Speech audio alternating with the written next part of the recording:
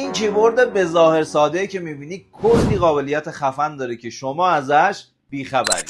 برای قابلیت اول کیبورد رو باز میکنیم، 3 نقطه رو میزنیم، استخراج متن، بر تصویری که جلوش بگیریم استخراج متن رو میزنیم و متنش به همین راحتی که میبینی کپی میشه. قابلیت دومم مخصوص کسایی که غلط املایی خیلی زیادی دارن.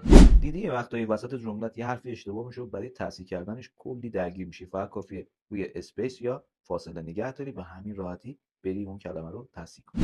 اگر حوصله تایپ هم نداری، این قابلیتی بهت میگم قطعا به کارت میاد. فقط کافیه اینجا روی گزینه میکروفون بزنید، هر چی که بگید براتون بدون اینکه اشتباه کنه تایپ کنه. آخرین قابلیت هم مخفی و حتی خود سامسونگی هم خبر ندارن. یه جمله می‌نویسیم و دستمون میخوره و پاک میشه. از راست به چپ روی کیبورد با 2 تا انگشت که بکشیم مجدد اون جمله که نوشتیم برمیگرده و از چپ به راست هم دوباره مجدد بکشیم پاک میشه. اگرم میخوای بروز باشی و کلی ترفند خفن یاد بگیری، پیجمون رو فالو کن.